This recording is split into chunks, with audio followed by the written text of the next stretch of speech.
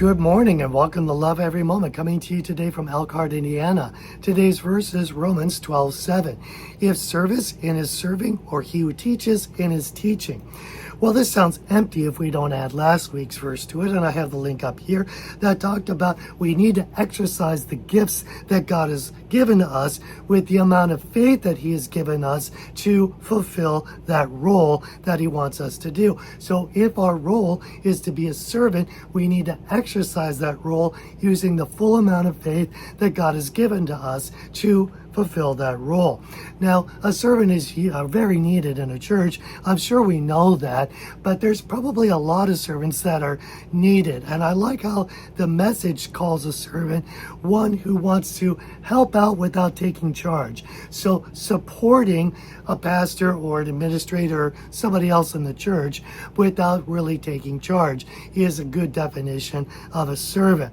And one thing that servants need a lot of faith is because they're not getting a lot of notice. They're not getting the kudos that, say, a pastor gets or a music minister. Of course, a pastor gets stabbed in the back too, but that's another story. But they're in the background and they just don't get the kudos that are nice to get.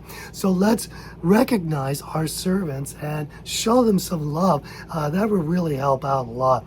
The next one, of course, is teaching, or teachers. If that is your gift, I consider myself a teacher, and yes, there's some overlap with prophecy, some overlap with evangelism, but mostly I consider myself a teacher. In fact, I was a public school teacher for 30 years, and I like to take a concept, boil it down to steps and pieces, try to explain those with clarity so they could get a really good, easy concept for that. Of course, with humor and love and concern about their growth. That's what a teacher does. Just to give you an idea of what I go through, so I have a verse like today's verse.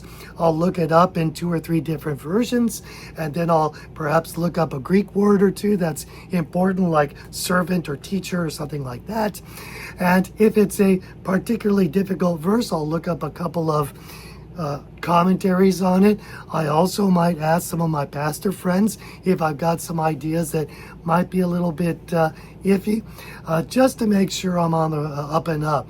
Then I'll make a scratch video where I go through all the points that I want to make, including all the cross references, and then I'll look at the timing and the flow of it, probably make another scratch video until it's close to what I want. Then I'll set up 3 cameras. I'll do 5 or 6 takes to get a good take of the lesson, and then I'll upload it to YouTube, and then I'll update the website, etc. There's a lot of work that goes into making a 5-minute video. It's probably a couple of hours easily. And you know what? Sometimes my videos don't even get seen, but I load them anyway because that's what I'm called to do, and it's a labor of love. Now, there is a controversy on teaching, and that is women teaching. Let's look at 2 cross references. We have Titus 2:3, which says, older women likewise are to be reverent in their behavior, not malicious gossips, nor enslaved to much wine, teaching what is good. So here women are to teach. But then you go to 1 Timothy 2:12, but I do not allow a woman to teach or exercise authority over a man, but to remain quiet. And what is it? Should a woman teach in church or not? And there's good denominations that say no, women shouldn't teach at all. And there's good denominations that say they could be anything, including the senior pastor. So what is it?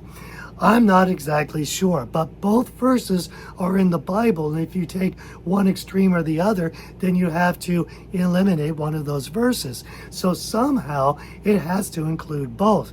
My guess is, yes, a woman can teach, but as long as there's a man in authority over her, say a senior pastor, it's fine for her to teach children or teach other women or whatever. I'll just say I've learned a lot from women teaching me. So let's love our teachers, men or women, because if we love every moment, we're going to love every moment. I'm your average Dretch, and I hope you have a great week.